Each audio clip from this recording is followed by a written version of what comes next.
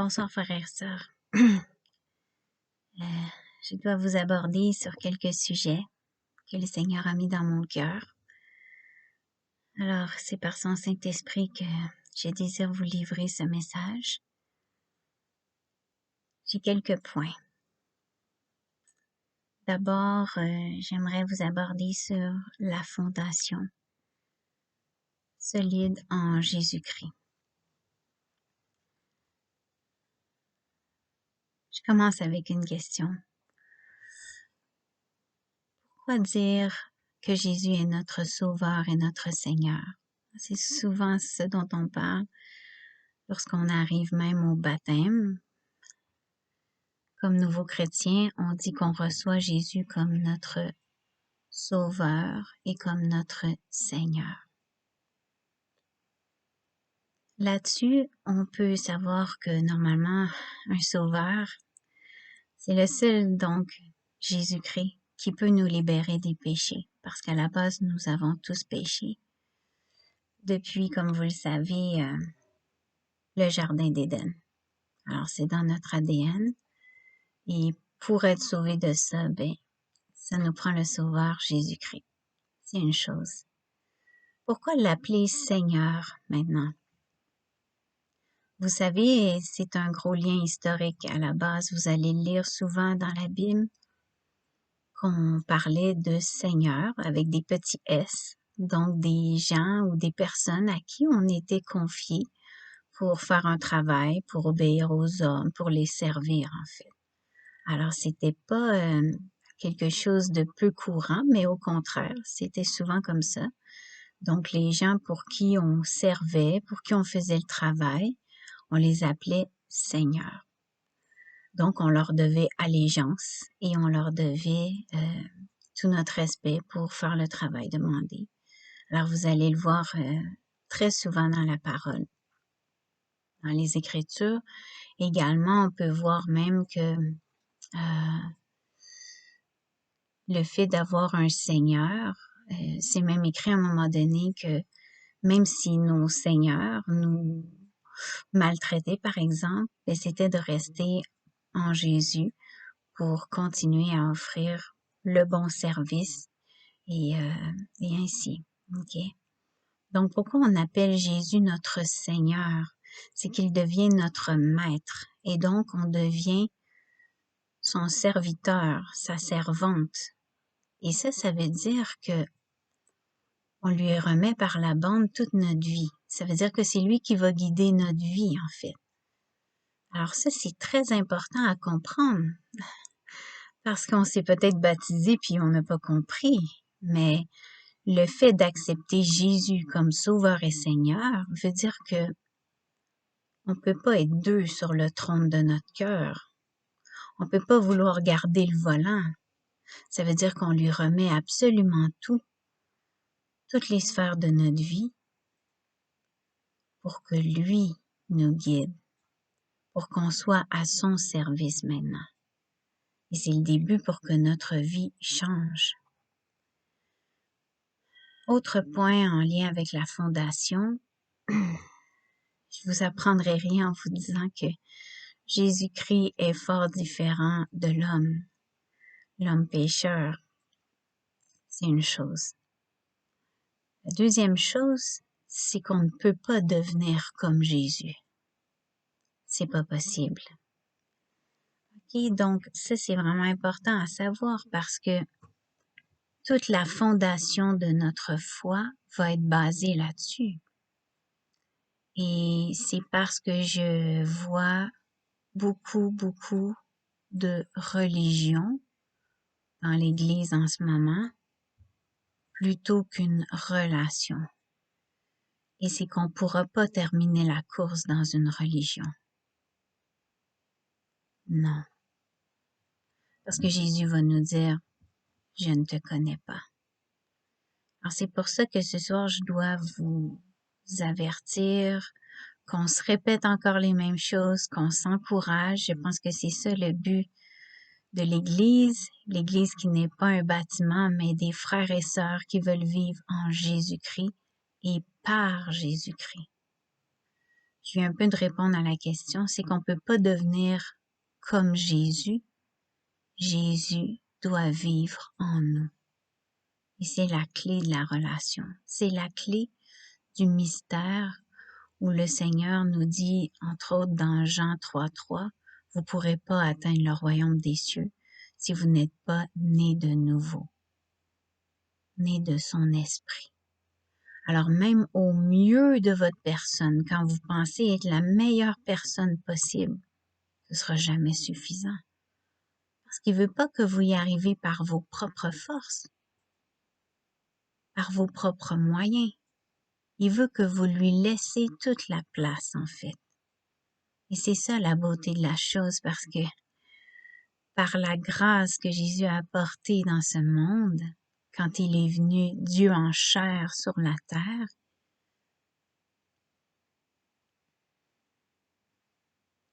ben, il a dit qu'il pouvait prendre place en nous avec le Père et qu'il allait envoyer son Saint-Esprit, le Consolateur, qui a pour but toujours de nous rappeler les enseignements de Jésus. Alors c'est vraiment la fondation qu'on doit avoir, que Jésus-Christ est notre seul maître, on ne peut pas en avoir deux, comme c'est écrit, et aussi qu'il doit vivre en nous. Donc on doit lui laisser la place pour être renouvelé par son esprit, pour devenir une nouvelle créature par Jésus, et donc porter ses fruits. Vous connaissez la parabole de la vigne. On ne peut pas porter de bons fruits si la branche n'est pas rattachée à la racine. Jésus, c'est la racine. D'où vous prenez vos forces pour offrir des fruits? Les fruits de l'esprit sont ceux de Jésus-Christ. Et c'est Jésus-Christ qui peut les porter en nous. Vous trouverez les fruits dans Galates 5. Ceux de l'esprit et ceux de la chair. Donc, c'est deux choses complètement contradictoires. Et c'est pour ça qu'il y a toujours une dualité, tant qu'on ne laisse pas toute la place au Seigneur. C'est ce que je voulais vous dire d'abord. À part ça, un bon disciple de Jésus, vous savez ce que ça prend pour être disciple, hein? Jésus nous dit dans Matthieu 16, il nous dit qu'on doit d'abord renoncer à nous-mêmes, porter notre croix et le suivre. Renoncer à nous-mêmes, c'est toute la chose, c'est toute la base de la foi. Ça veut dire que c'est plus moi, c'est plus mes décisions, ce n'est plus mes rêves, mes désirs, mes forces.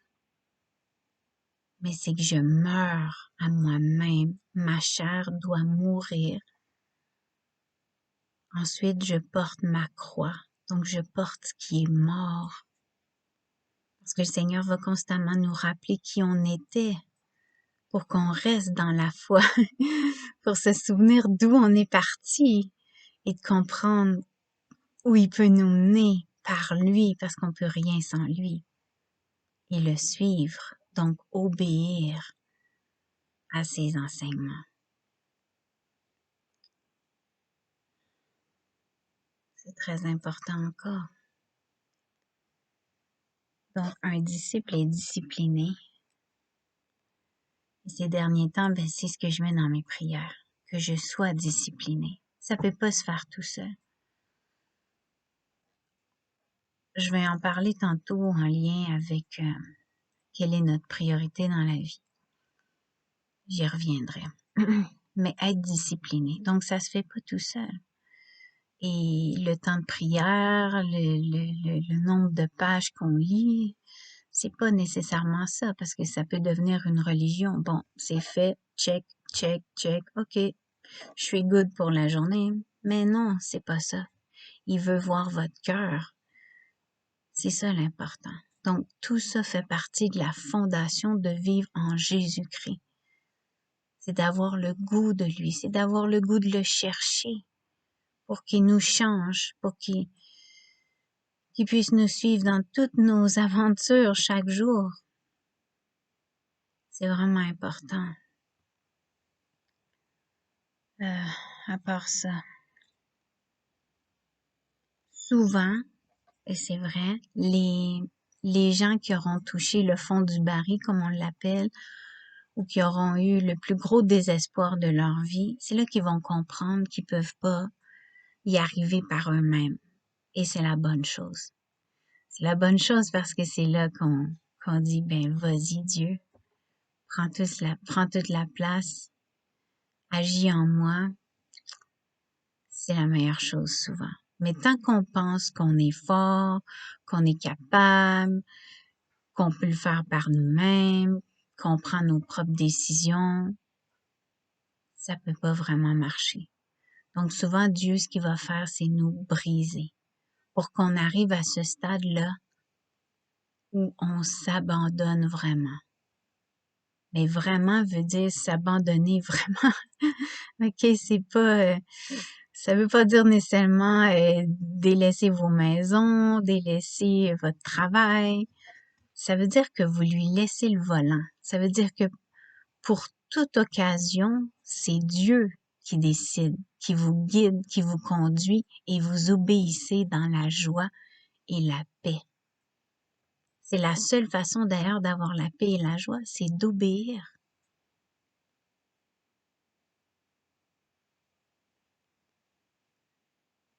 Je pensais vous en parler plus tard aussi, mais je vais l'aborder maintenant. Dans la fondation de vivre en Jésus-Christ, on dit qu'on doit entendre sa voix. Dans Jean 10, on entend le bon berger connaît ses brebis et les brebis connaissent sa voix. Et certains autour de moi me disent, ben j'entends pas, Karina, je suis pas capable d'entendre, je sais pas, j'entends rien.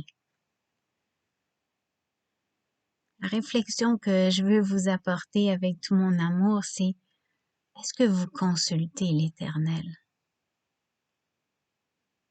Je sais pas si vous avez vu dans les passages des livres historiques de la Bible, des rois, des juges, dans Chroniques, quand on consultait pas l'Éternel, ben Dieu était en colère.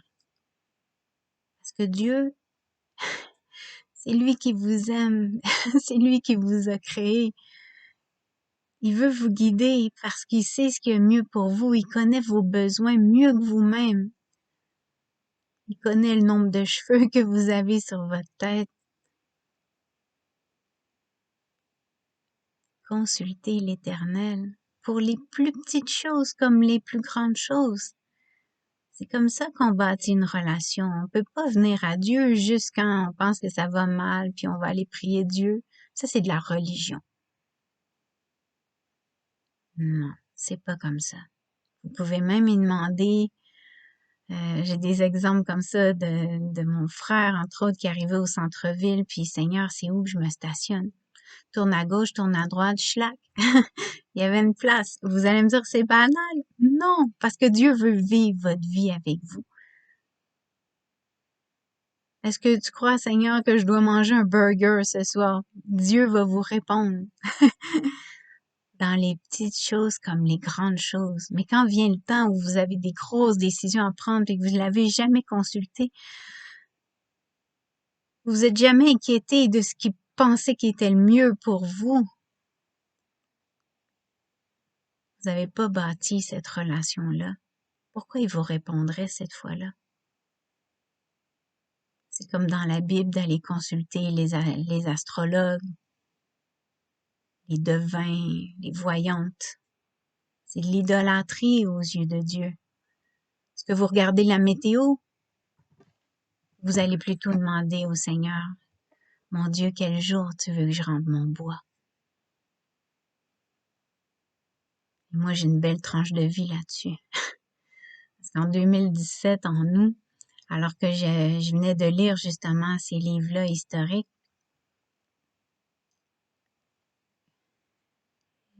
moi, je veux appliquer quand je connais quelque chose. Donc, C'est dans ma nature. Et oui, j'avais du bois à rentrer. J'ai demandé au Seigneur, quand, mon Dieu, tu veux que j'entre mon bois? Et j'ai entendu mardi.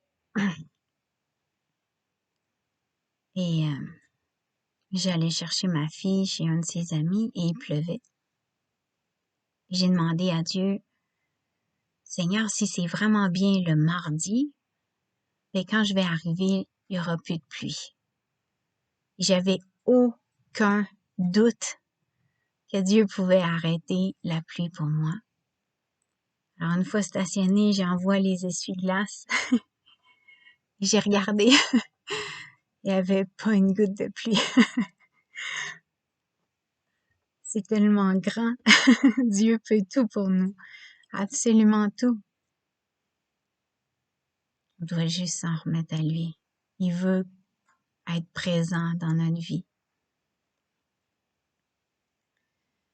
Voilà. Jésus, c'est la vérité, on le sait.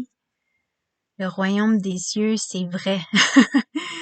Et c'est ça la saine doctrine, c'est ça le message qu'on a à propager et à focusser aujourd'hui dans ces temps difficiles qu'on connaît comme les temps de la fin. Faut pas se cacher, mes frères et sœurs, on le sait, on est la dernière génération.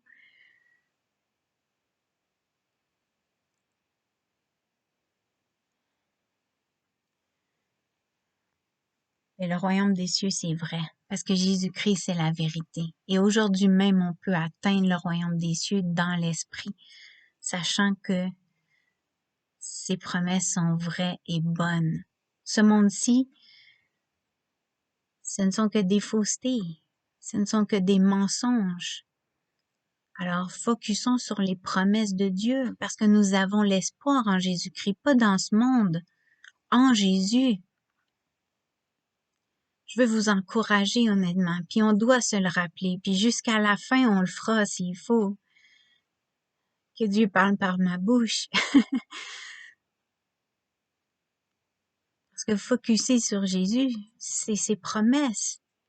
Il nous promet l'éternité avec lui si on tient encore un peu de temps. On a le choix aujourd'hui entre le monde, les plaisirs de ce monde, le matériel ou Jésus-Christ. Vivre dans sa sainteté, vivre à part du monde, vivre dans sa droiture et dans l'amour. Et on se cachera pas avec nos cannes de bine puis nos papiers de toilette. Ça veut dire qu'on va les donner. Parce que si on est déjà mort à nous-mêmes, on n'a pas peur de rien. Vous connaissez la citation dans la parole qui dit « N'ayez pas peur des hommes qui peuvent faire quelque chose à votre corps, mais craignez plutôt Dieu, l'Éternel, qui peut, lui, mettre en enfer pour toujours votre âme. » On a tous le choix. Absolument. On a été créé libre. Personne ne peut vous pousser à rien. Ça dépend que de vous. Et on est dans un moment tournant. Et je veux vous encourager à savoir que c'est maintenant. Il faut arrêter de penser qu'on aura encore du temps pour enlever tel péché, tel péché, tel péché. C'est Satan qui fait ça. Il faut connaître notre ennemi. L'ennemi rôde comme un lion, vous le savez. 2 Pierre 5:8. Il rôde comme un lion pour nous dévorer. Dévorer, c'est quelque chose, là.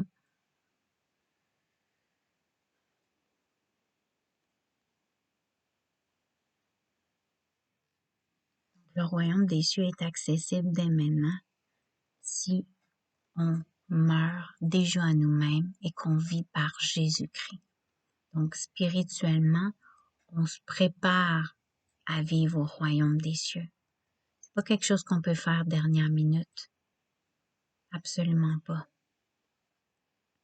C'est par la foi et par l'obéissance à Jésus-Christ. Et c'est de le laisser aujourd'hui devenir maître de notre vie. Que le roi des rois et le seigneur des seigneurs ait toute la place sur le trône de notre cœur. C'est ce que je vais vous dire.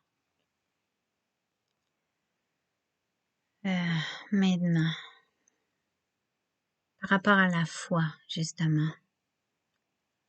C'est beau dire qu'on a la foi.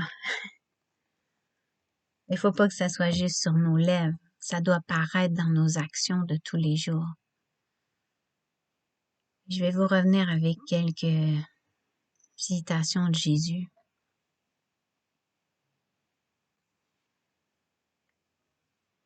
Ou même de Paul en lien avec la foi.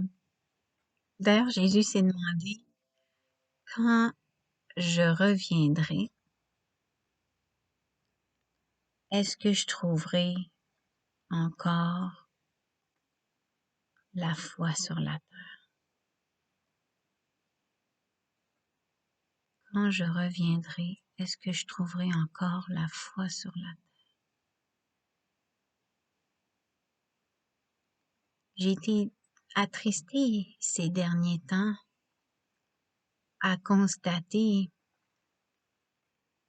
dans l'Église comment on semble pas toujours prendre au sérieux qu'il s'agit de notre âme et que le temps joue contre nous.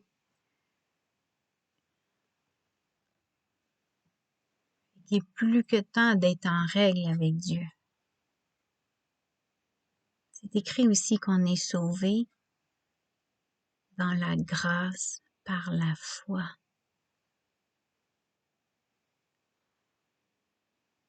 La grâce, c'est Jésus.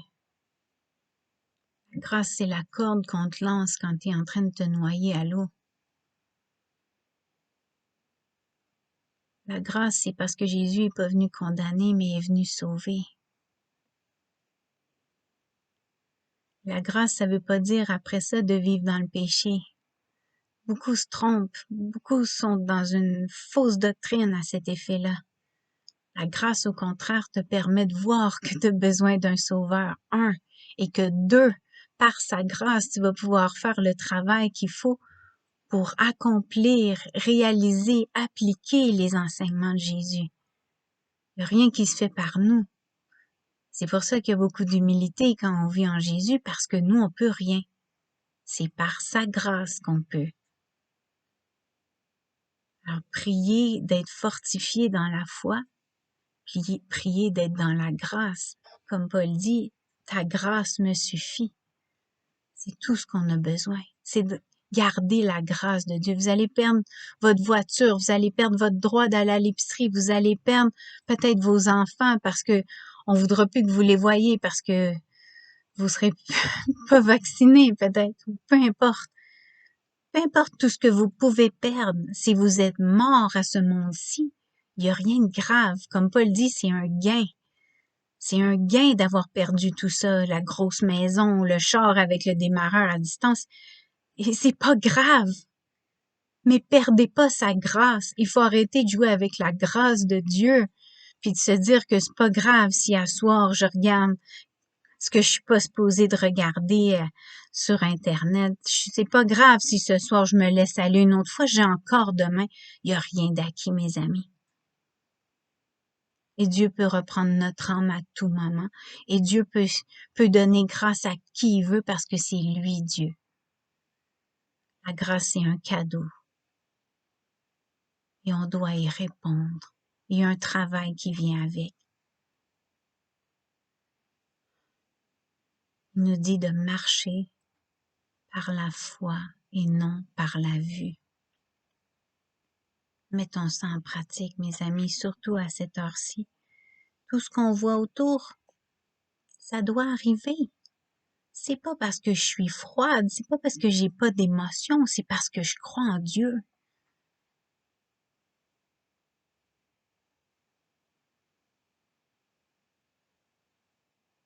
Les gens viennent nous rebuter en disant, ben voyons, t'as pas de tristesse avec ce qui se passe. Oui, des fois, oui, absolument. Il y a des choses qui m'attristent vraiment. Mais je sais que Dieu a tout en son contrôle. Et tout ce qui arrive en ce moment, il le permet.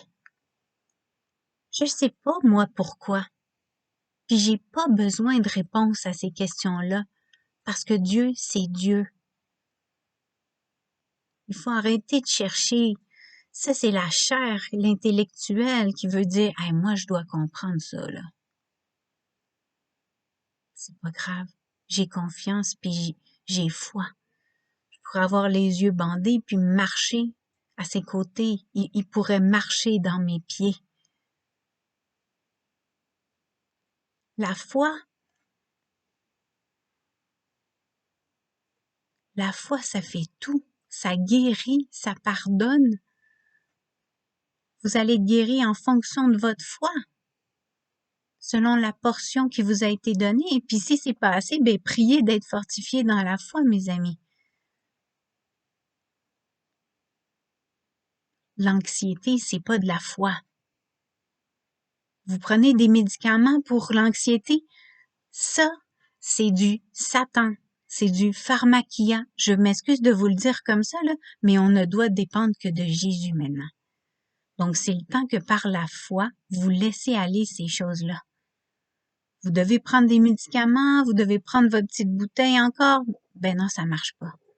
Ça marche pas. C'est plus que temps de se repentir du manque de foi. Tous les péchés commencent par un manque de croyance, de confiance et de foi en Jésus-Christ.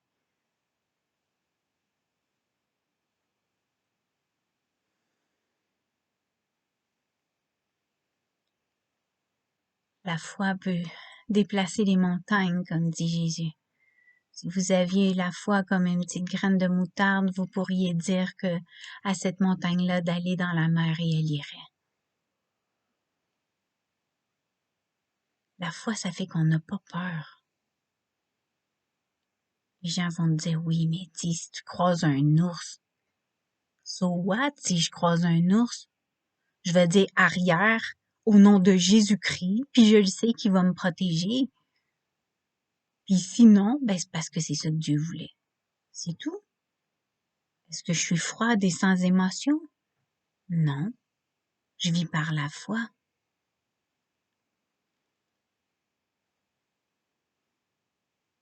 Et tout est par la grâce de Dieu, hein. Il n'y a rien par moi. Rien du tout. Parce qu'on peut rien, on peut rien sans lui. Il faut le savoir, il faut le comprendre, il faut le méditer. On doit lui faire la place. C'est pas nous à choisir quel autre job on va avoir. C'est pas à nous à choisir où est-ce qu'on va déménager. C'est de savoir quelle est la volonté de Dieu pour vous. C'est ça la relation.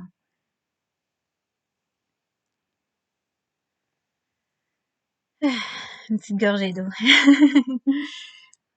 Prenez le temps de décanter tout ça.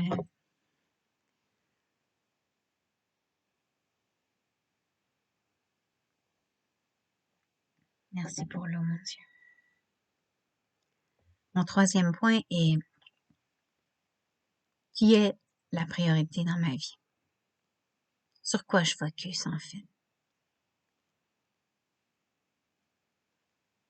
Je pense que là, dans la dernière vidéo, on a parlé de l'exemple où Pierre focus sur Jésus d'abord quand Jésus l'invite à marcher sur les eaux avec lui. Puis que lorsqu'il se tourne vers la tempête, Pierre sombre. Excusez-moi.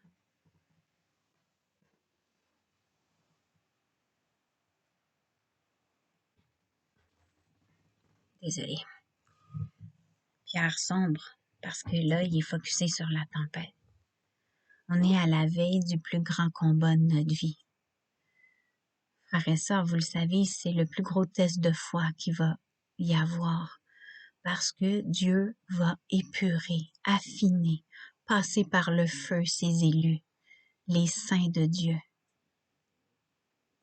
pour savoir qui va rester dans la foi, peu importe ce qu'on va vivre, qui va endurer jusqu'à la fin. Donc, qui est la priorité dans notre vie?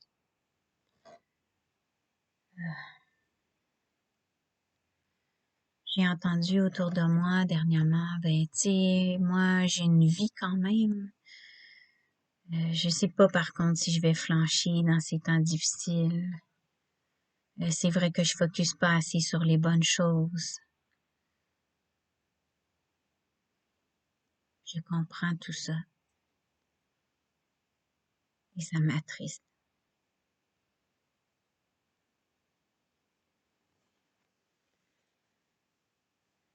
Vous connaissez l'adage, si on nourrit la bête, elle va nous manger. Ben, est-ce qu'on nourrit notre chair ou on est plutôt nourri par l'esprit? Si on nourrit notre chair en continuant d'être dans l'illusion que on est maître à bord, puis on a tout en contrôle, puis on veut tout contrôler dans notre vie, ben ça peut pas marcher parce qu'en fait, on contrôle rien. En ce moment même, le souffle, les battements de mon cœur, c'est Dieu qui me les donne. Gloire à Dieu. Il n'y a rien par nous. Qu'est-ce que vous savez de demain encore? Qu'est-ce que vous savez dans 5 minutes? Rien.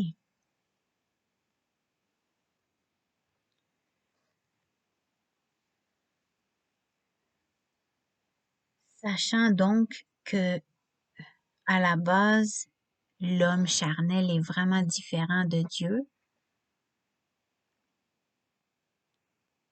et si on comprend ça puis qu'on lui laisse toute la place, c'est là que l'Esprit Saint va commencer son travail, à nous conformer à Dieu, probablement à nous briser d'abord, pour ensuite nous changer. Et s'il n'y a pas de changement dans votre vie, posez-vous des questions. Et je parle pas juste de déménagement, de changer de voiture, là. Je parle d'un changement dans votre personne, dans les fruits que vous apportez. On peut encore avoir des difficultés, je ne nie pas, j'ai souvent encore de la difficulté à avoir de la patience des fois avec mon chien et tout, mais dans mon cœur, je continue de me repentir puis de demander à Dieu, aide-moi Seigneur, aide-moi, je sais que toi tu peux tout.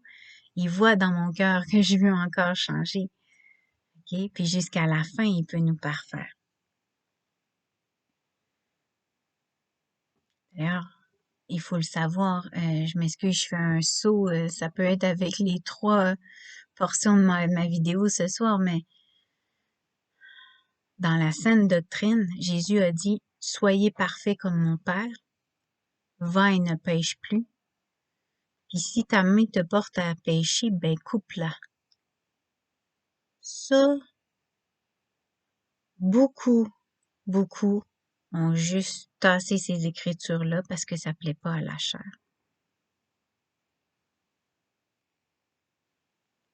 Mais ça plaît, à l'Esprit de Dieu. Ce que le monde aime, ce n'est pas ce que Dieu aime.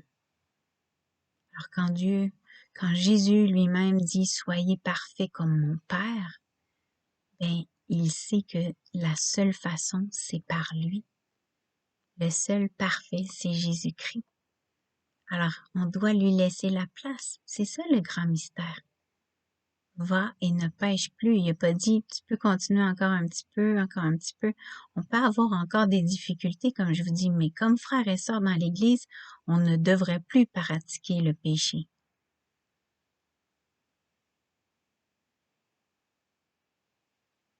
Vous comprenez?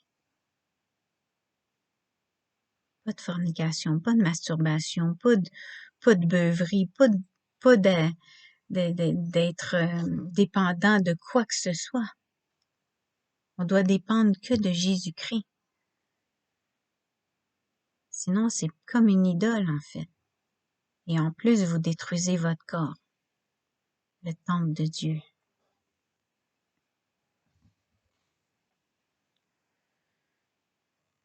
Donc, notre priorité. Si on croit aux promesses, comme on en a parlé en début de vidéo, ben, on focus sur Jésus, puis notre vie va changer.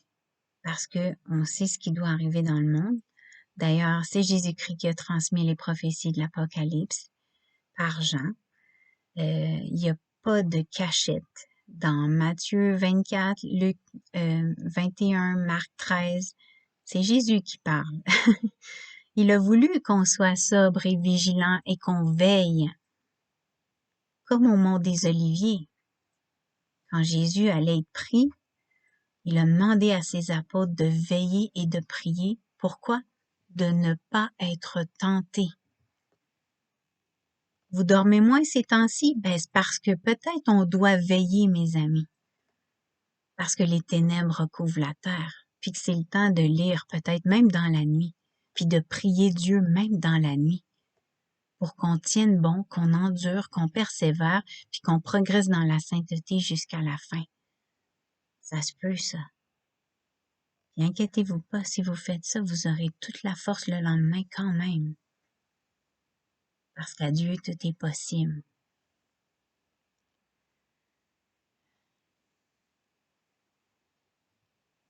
Vivre pour Dieu, c'est avoir la crainte de l'Éternel aussi. La crainte de l'Éternel, c'est vouloir lui plaire. Vous savez, comme un petit enfant qui voit son père, qui sait que son père le regarde, puis qui veut tout faire du mieux qu'il peut pour lui plaire. C'est une crainte respectueuse. Ça nous prend la crainte de l'Éternel. C'est le début de la sagesse, comme c'est écrit dans Job 28. Donc, on sait que cette vie est temporaire dans ce monde, donc on doit endurer pour encore un peu de temps. Oui, Dieu nous a dit que nous serons détestés, que nous serons persécutés et probablement même tués pour notre foi. Alors, être prêt maintenant, ça dépend pas du nombre de boîtes de craft dinner que vous avez dans votre armoire. Non, vraiment pas. Ça dépend de comment vous êtes mort à vous-même en ce moment et que vous êtes prêt à tout quitter de ce monde. Parce que ça se peut que ce soit le cas. Peut-être que oui, peut-être que non. Est-ce que vous aurez vos enfants à vos côtés? Peut-être. Peut-être que aussi ils vont vous faire tuer parce que c'est écrit, c'est dans la Bible, c'est biblique. Donc, l'idée de renoncer à soi-même et de vivre par Christ, en lui et par lui, en fait, et on n'a pas peur parce qu'on croit en ses promesses, puis on a la paix et la joie d'obéir à Jésus.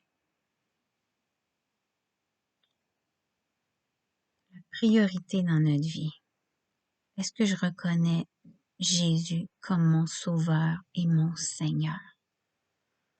Ou bien je savais pas ce que ça voulait dire un Seigneur, puis que je pensais que je pouvais encore par moi-même faire quelque chose. Ben non, c'est pas le cas en fait. Et pourquoi on doit entendre la voix de notre berger? Puis c'est encore plus crucial à cette heure-ci, au temps de la fin, ben c'est parce que Jésus va vous dire peut-être quand ce sera le temps de donner aux autres, d'aimer, de recevoir les gens chez vous. Peut-être que ce sera le temps d'aller vous cacher à un autre moment. Puis peut-être que, comme Jésus, ce sera aussi le temps de se livrer à un autre moment. C'est pour ça qu'on doit entendre la voix de notre berger. Pour le servir et tout faire pour sa gloire. Donc, ma priorité dans ma vie. Est-ce que aujourd'hui, puis vous réfléchirez s'il vous plaît, frères et sœurs, à cette question, est-ce qu'aujourd'hui, Jésus, parce que c'est écrit, hein, le premier commandement, c'est aime ton Dieu de tout ton cœur, de toute ton âme, de toutes tes forces et de toutes tes pensées. Est-ce que Dieu occupe aujourd'hui toutes vos pensées? Est-ce que Dieu aujourd'hui prend toute la place dans votre cœur? J'ai envie de donner cette petite, je sais pas, image, je sais pas si ça peut vous servir, mais vous savez quand on a un bien-aimé ou une bien-aimée, en général, on pense toujours à cette personne-là. Puis on a hâte de se retrouver avec cette personne-là aussi. On a vraiment hâte. Mais Jésus, c'est cette place-là qu'il doit avoir. Dieu le Père, c'est cette place-là qu'il doit avoir. Ça veut dire qu'en tout temps, vos pensées doivent être tournées vers lui. Même si vous êtes au travail, on fait pas off, je m'en vais travailler, je laisse Dieu de côté, je reviendrai plus tard quand j'ouvrirai ma Bible. Non, vous pouvez aller travailler avec Dieu. Vous allez penser constamment aux fruits d'ailleurs que vous allez produire avec vos collègues de travail pour refléter Christ en vous, pour être une lumière dans ce monde comme Dieu nous le demande.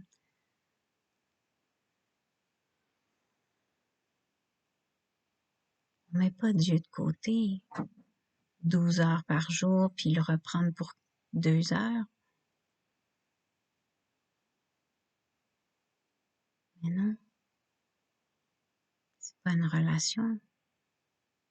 Jésus veut aller avec vous au travail, il veut partager votre quotidien avec vous. Il veut vous aider dans votre travail. Et je vais vous dire, ça travaille beaucoup mieux. Beaucoup mieux. Est-ce que vous êtes amère de votre vie, des choix que vous avez faits dans votre vie? Ça aussi, c'est une chose. Parce qu'on a toujours le choix. Il faut pas blâmer Dieu. Si vous blâmez Dieu, je vous en prie, repentez-vous. Moi, je crois qu'en Jésus, on n'a même plus de décision à prendre. On n'a qu'à faire sa volonté, puis lui obéir. Puis une fois qu'on le fait, on est dans la paix et la joie. Vous savez qu'on devra rendre des comptes au tribunal de Christ.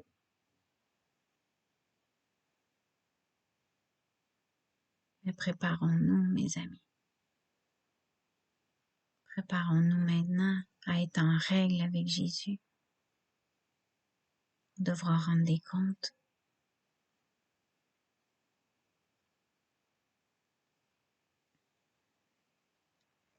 Dans le fait de mettre Jésus-Christ comme priorité dans votre vie, ça peut aussi être en lien, entre autres, quand je parle de style de vie ou ça va avoir un impact sur notre vie 24, 7 jours semaine. Qui je côtoie, par exemple? Est-ce que je côtoie encore beaucoup de gens du monde? Évidemment, peut-être au-delà de mes collègues de travail, mais est-ce que lorsque je m'assois pour manger, je suis avec des gens qui ne sont pas en Jésus-Christ, qui ne recherchent pas Jésus? Peut-être que ça doit changer. Moi, je crois que de plus en plus, frères et sœurs, on doit côtoyer des frères et sœurs brûlants pour Christ, qui ont une foi vive. Si on côtoie peut-être des frères et sœurs tièdes, ben continuez de les encourager, peut-être prier encore pour eux, mais ne devenez pas tièdes parce que forcément, c'est ce qui risque d'arriver aussi. Parce que vous allez vous conforter à dire, oh, c'est pas vraiment grave. C'est urgent. C'est ça mon message, c'est urgent. Ça doit changer maintenant.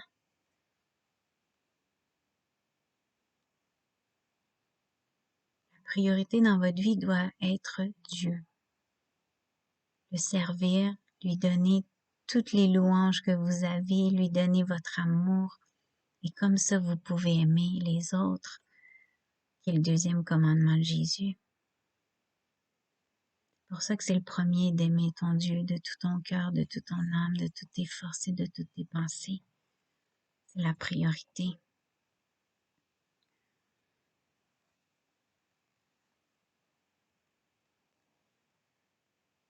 Autre chose, dans notre vie de tous les jours, quand on est en Jésus, si Jésus c'est notre priorité. D'ailleurs, on peut se demander, est-ce que j'ai le bon Jésus, hein? Ouais, parce que c'est écrit dans la Bible qu'il peut y avoir plusieurs Jésus aussi. Donc, le Jésus qui permet les péchés, qui permet, vous savez, c'est pas le bon Jésus. Non. Regardez juste l'enseignement de Matthieu 5,30, puis je vais vous dire que c'est littéral. Et le moment où vous voulez couper votre main parce que vous n'en pouvez plus de pécher, il vous permettra pas de couper votre main, mais il va avoir vu dans votre cœur. Il va vous donner la grâce et la force d'arrêter de pécher. C'est ça le beau mystère de la grâce, entre autres. Donc, dans notre vie de tous les jours, si on a le bon Jésus, ben normalement, on y parle tout le temps. Quand c'est écrit prier sans cesse, ben c'est vrai. Ça veut pas dire d'être toujours à genoux dans notre chambre à coucher, mais ça peut vouloir dire qu'à tout moment, Je le remercie dans une attitude de reconnaissance parce qu'aujourd'hui, il me donne une tête, un corps en santé, des jambes, il me permet un travail, il m'a donné une famille, j'ai de la nourriture. Merci mon Dieu pour ta grâce et la foi. Merci pour la force et le courage. Merci de me permettre d'endurer encore aujourd'hui. Chaque jour suffit sa peine. Ouais. Priez en tout temps. Et réjouissez-vous. C'est ça que Paul nous dit. Réjouissez-vous. Vous traînez un fardeau si vous n'êtes pas dans le contentement. Et ça peut vous tuer, à mon avis, parce que vous passez à côté de la joie d'être en Christ. Réjouissez-vous. C'est écrit que Dieu a vaincu ce monde.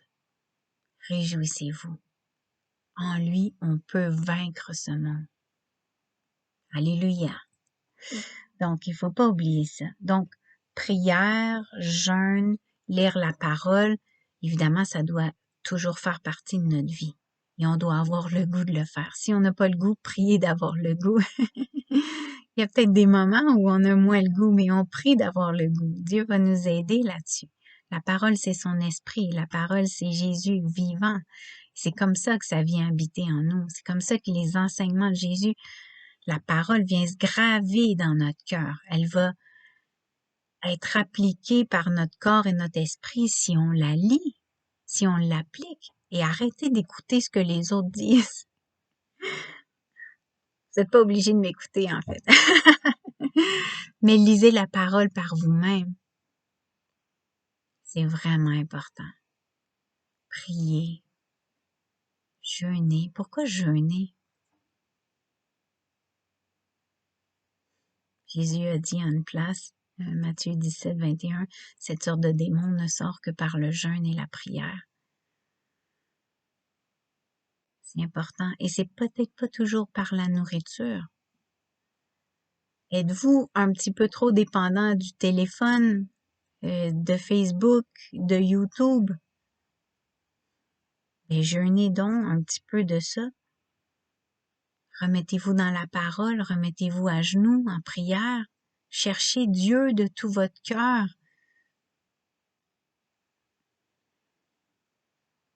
Ça doit faire partie de notre vie en Jésus-Christ.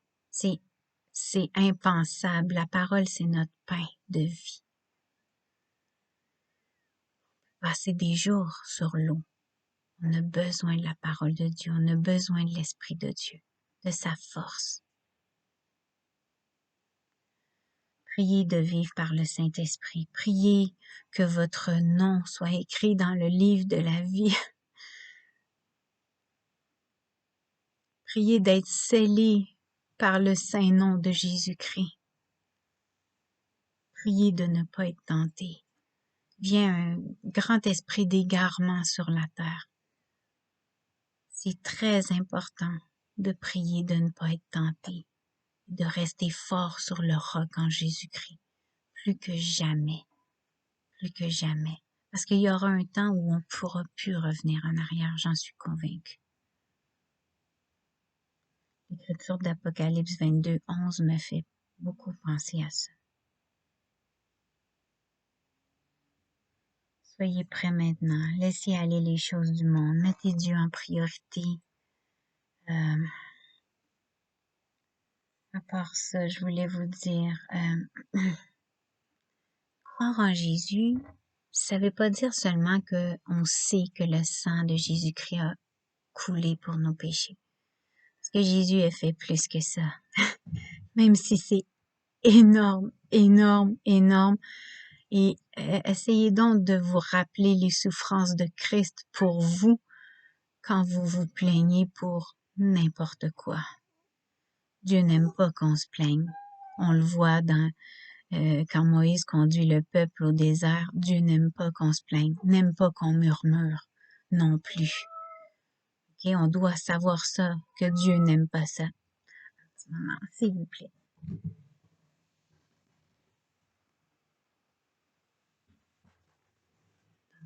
Pardon. Dieu n'aime pas ça qu'on se plaigne, qu'on murmure. Il faut arrêter. Il faut arrêter. C'est ça le commandement de Dieu. Pourquoi Jésus a dit ne crains point?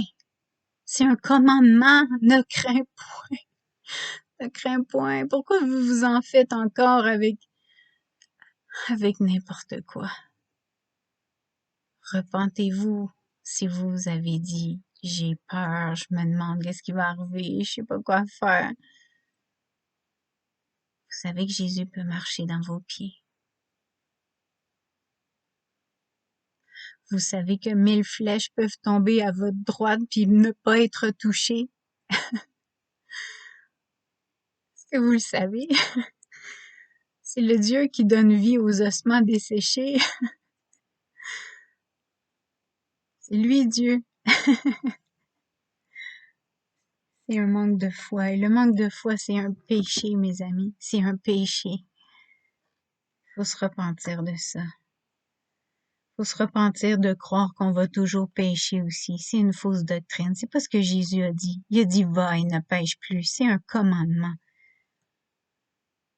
Jésus a versé son sang, mais Jésus a donné tous les enseignements qu'on avait besoin pour devenir une nouvelle créature née de son esprit.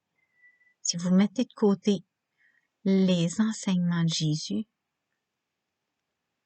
vous ne pouvez pas être né de nouveau. Vous ne pouvez pas apprendre à devenir une nouvelle créature. Vous ne pouvez pas apprendre à laisser Jésus prendre toute la place. Parce que nous, on ne peut pas aimer nos ennemis. Parce que nous, on ne peut pas pardonner. Parce que nous, on ne peut pas prier pour ceux qui nous persécutent. Puis on pourra encore moins dire « Pardonne-leur, Seigneur, parce qu'ils ne savent pas ce qu'ils font. » Jésus a donné des commandements aussi élevés parce qu'il sait que c'est possible par lui, pas par nous.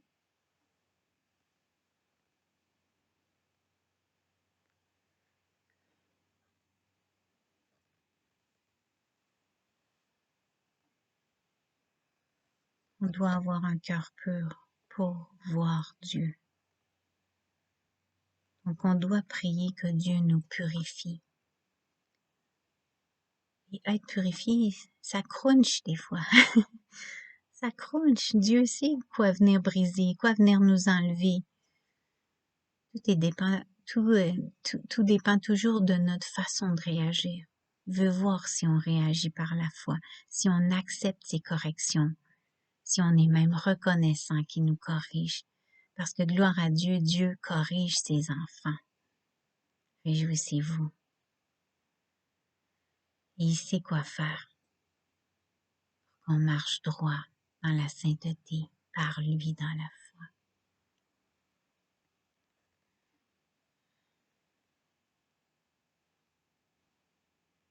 Vous savez,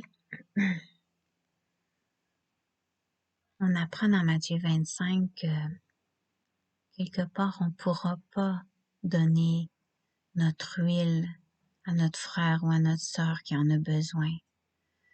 Parce que l'huile, c'est certainement toute la foi qu'on a en Dieu, toute l'obéissance qu'on a. Et on ne peut pas donner cette huile-là. Il n'y a que par nous qu'on peut accumuler l'huile dans la lampe, dans les vases, sans faire une réserve pour trouver Jésus quand il reviendra. On ne pourra pas en donner. Comme la course est un sport individuel, on peut vous encourager, on peut vous donner de l'eau, on peut vous dire go, go, go, t'es capable. Mais si vous décidez que c'est terminé puis que vous arrêtez la course, c'est vous qui décidez. Personne d'autre. C'est une bonne réflexion à avoir. Arrêtez de vous comparer à vos frères et à vos sœurs parce que vous êtes dans un sport individuel. On peut s'encourager, on peut témoigner, on peut se rappeler ensemble, on peut lire les Écritures ensemble. Absolument, c'est ce qu'on doit faire. On peut supporter les fardeaux les uns les autres, de pleurer quand un pleure, de se réjouir quand un a de la joie. Mais à la base, dans votre cœur, ce qui se passe entre vous et Dieu, personne ne peut changer ça. Paul a dit, courez pour remporter la course.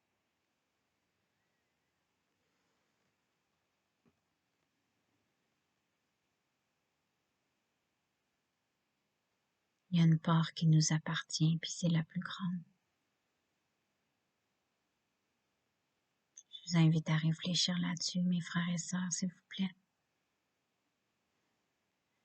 Et je vous rappelle que on parle de notre âme ici. La finalité, c'est où va être notre âme pour l'éternité. Est-ce que vous y pensez au quotidien? Ben, moi, j'y pense au quotidien. Quelle place occupe la question du salut dans votre quotidien?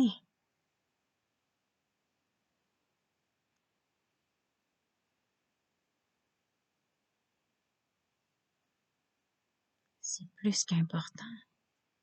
C'est le sens de la vie.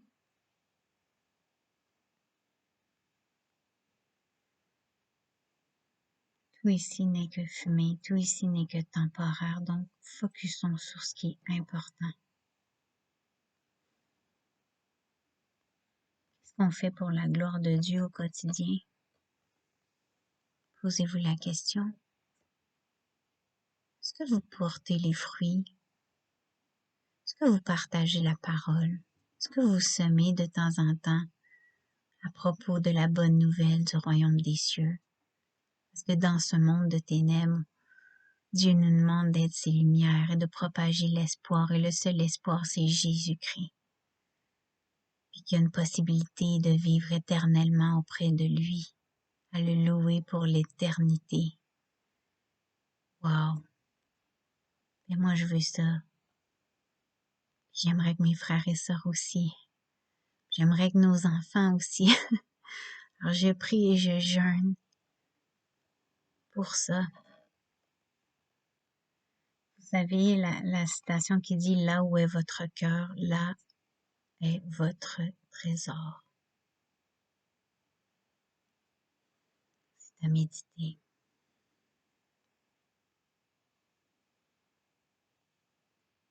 Faut arrêter de remettre à demain.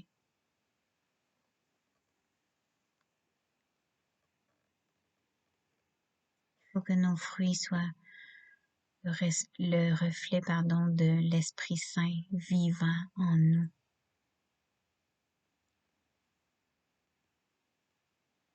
On doit se confier en lui. Quand ça va bien comme quand ça va mal. Jésus attend juste ça, qu'il s'intéresse à vous, il vous aime, il attend une relation avec vous. Tous les détails de votre vie l'intéressent. Il s'attend à ce que vous venez vous raconter, à lui raconter vos joies comme vos peines. Puis Jésus a toujours la solution, toujours. Personne d'autre. Il faut arrêter de prendre le téléphone dès qu'il se passe quelque chose, puis appeler je sais pas qui. Dieu, il veut que vous soyez la première. Dieu veut être la première personne à qui vous pensez, à qui vous vous en remettez, vous vous confiez. Il y a toutes les solutions. Il vous aime plus que n'importe qui.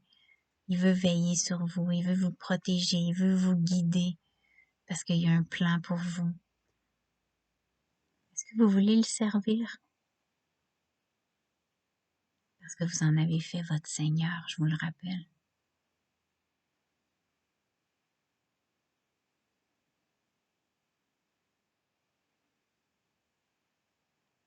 Puis aussi, laissez-vous pas tromper par Satan qui va venir vous dire, ben, t'es pas assez fort, t'es pas assez fort, t'es pas digne. Peut-être pas vraiment ta place avec Jésus. Qu'est-ce qu'il va penser de toi?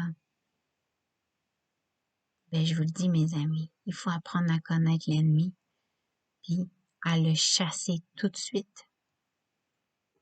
Toutes ces pensées-là qui sont négatives, elles viennent de Satan, que vous le voyez ou non. toute la nostalgie rattachée au passé.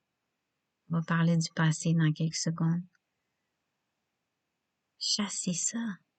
Vous êtes une nouvelle créature par Christ. Demandez à Dieu de renouveler votre esprit, votre corps, de vous restaurer. Demandez à Jésus qu'il fasse de vous son instrument, son guerrier pour cette fin des temps parce que vous avez choisi d'être ici. Vous avez été choisi pour être ici, pardon. C'est pas pour rien. C'est une grâce. Si vous le voyez pas encore comme ça, priez. C'est une grâce. On a un travail immense à faire par Jésus-Christ. Et gloire à Dieu. On peut crier son nom pour donner l'espoir dans un monde qui tombe d'ailleurs. Soyez reconnaissants, réjouissez-vous.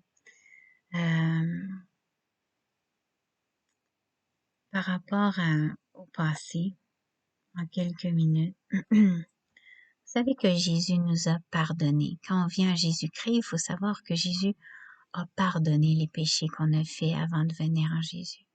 Est-ce que vous y croyez? C'est la première chose. Alors, si vous n'êtes pas capable de vous pardonner vous-même, pardonner aux autres, ben c'est parce qu'à la base, vous ne croyez pas au pardon. Et c'est qu'il faut avoir une embûche, parce que c'est la raison même pour laquelle Jésus-Christ, Dieu, a pris chair pour venir ici pardonner les péchés. Et vous savez quel poids il a pris pour nous pardonner. Si Dieu a pu nous pardonner, nous aussi on peut pardonner, à nous-mêmes comme aux autres. Ce qui est passé. Oui, peut-être qu'on a été irresponsable avant, peut-être qu'on a été négligent, qu'on a fait de la peine, du mal à ceux qu'on aime. C'est très possible, c'est vrai. Dieu nous a pardonné. Il nous permet de changer. Peut-être que ces personnes-là qui ont été blessées portent encore les cicatrices. Mais vous pouvez par Christ en vous leur montrer qu'on peut être libéré, qu'on peut ne plus être dans la haine ou dans l'amertume.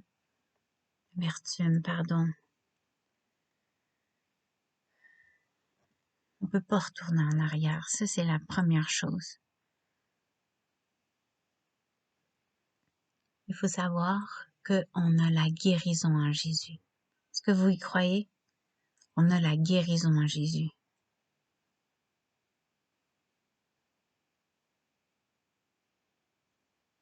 Avez-vous Jésus en vous qui guérit tout? Quand on a la foi. Parce que partout dans la Bible, les gens qui ont été guéris, c'était parce qu'il y avait la foi. Avez-vous la foi d'être guéri? Vous préférez votre vie misérable à vous torturer de ce que vous étiez, de ce que vous avez fait? Croyez-vous que Dieu peut vous avoir pardonné et vous avoir guéri?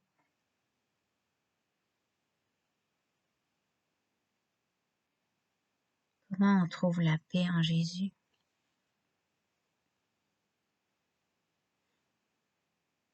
C'est ceux qui ont la foi, c'est ceux qui ont confiance en Jésus-Christ qui trouvent la paix. Puis certains voudront jamais croire parce qu'en fait, ils préfèrent peut-être garder l'amertume. Je ne sais pas pourquoi. Mais je crois aussi que d'autres frères et sœurs pensent comme moi, qu'on peut être guéri complètement. C'est pas un manque d'émotion, encore une fois, par rapport à ce qu'on a fait aux autres ou à nous-mêmes. C'est une certitude, c'est une guérison, c'est le pardon. Et vous savez quoi? Je pense qu'on va être même détesté pour ça.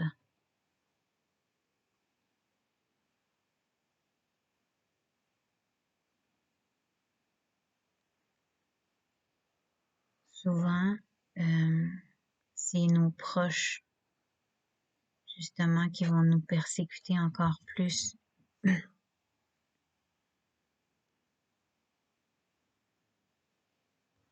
Parce qu'ils sont choqués qu'on ait pu devenir des nouvelles personnes, avoir un nouveau cœur, puis qu'on agisse maintenant dans la douceur puis l'amour. Je pense que ça vient les chercher beaucoup, tout ça. Mon chien qui boit, désolé. Pour les élus de Dieu, il nous a guéris, il nous purifie. Donc, oui, nous serons persécutés par ceux qui comprennent pas ou encore qui préfèrent ce stade de haine, peut-être parce qu'ils n'aiment pas la vérité finalement. Parce que la vérité, c'est Jésus, et Jésus guérit, Jésus pardonne à la base. Et quand il fait de nous une nouvelle personne avec un nouveau cœur, on est dans la douceur, on est dans l'amour, on est dans la patience, on est dans la maîtrise de soi, la bienveillance. Et ça choque les gens.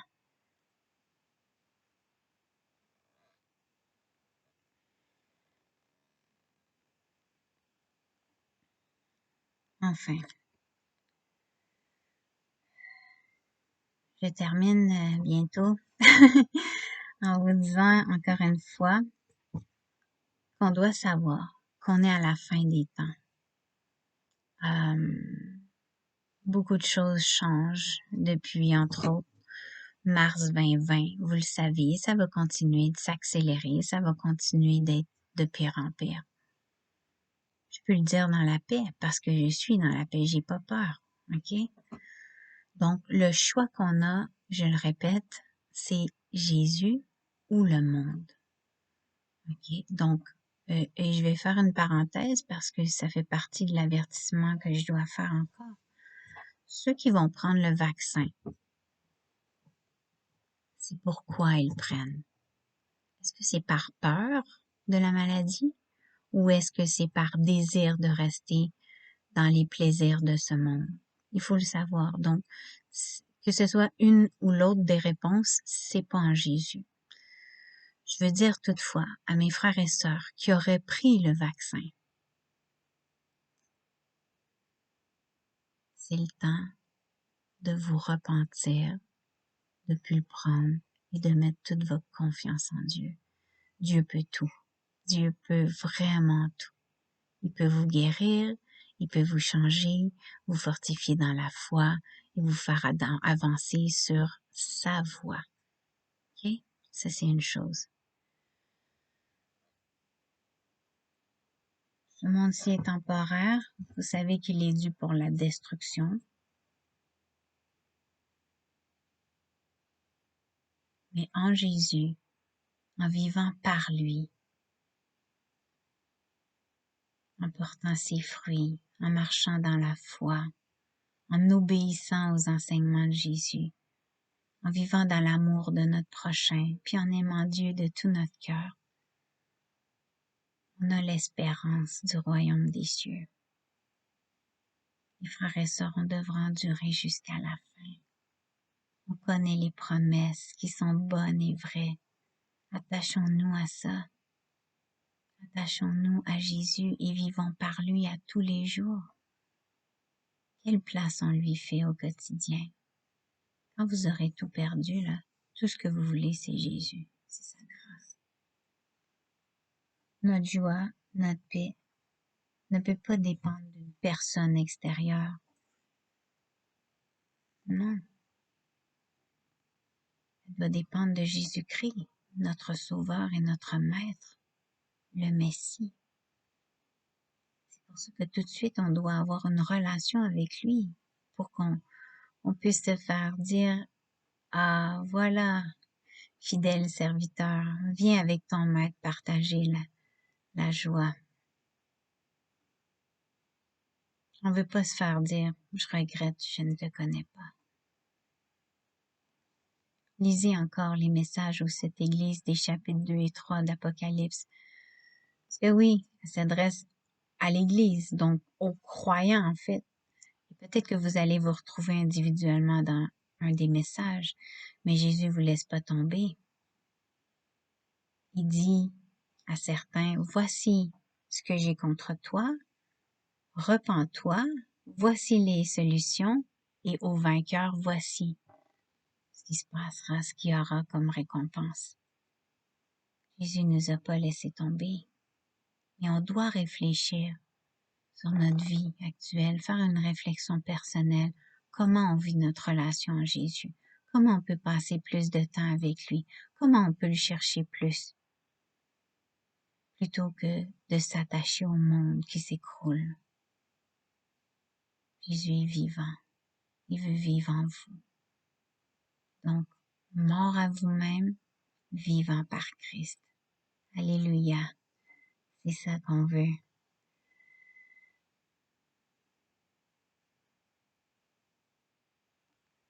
Soyons les lumières de ce monde, mes frères et sœurs. Comme on dit dans la Bible, on ne veut pas mettre les lumières sous un seau, mais elles doivent briller. Cherchez à servir Dieu, il a un plan pour vous. Il va vous dire quoi faire. Chacun selon la mesure de foi qui nous a été donnée, chacun selon le rôle qu'il nous a donné. Mais ce qui est certain, c'est que dans Matthieu 28:20, ça dit « Faites de tous les hommes mes disciples, allez partager la nouvelle du royaume des cieux, qu'il y a autre chose que ce monde-ci en fait. » Et ça, c'est la vérité. Mettez ça dans vos prières, mes frères et sœurs. Comment on peut servir Christ nuit et jour? Comment on peut faire tout pour sa gloire au quotidien, dans les plus petites choses, même en coupant un arbre ou corder du bois? Est-ce qu'on est reconnaissant? Est-ce qu'on lui rend gloire? Tout est par sa grâce. Nous sommes libres de nos péchés en Jésus. On ne devrait plus pratiquer le péché. On peut encore se buter à certaines difficultés, j'en conviens, mais Dieu doit avoir dans notre cœur qu'on veut encore lui plaire. On veut encore être purifié, changé pour vivre par lui et porter ses fruits.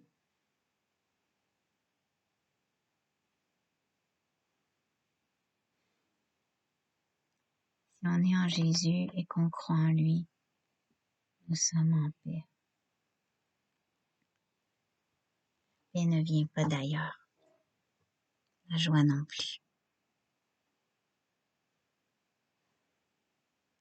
Je veux vous remercier encore une fois de votre patience à écouter ce long message. J'espère que par la grâce de Dieu, il vous permettra réflexion, méditation sur la parole et surtout des changements dans votre vie de piété parce que c'est ce qu'on doit vivre, de la prière, de lire la parole, de jeûner. Je prie que vous soyez bénis par ce message. Je prie que Dieu vous touche au plus profond de votre cœur, afin qu'on puisse se soumettre comme Église, comme saint, comme élu de Dieu, à Christ, dans la joie et la paix.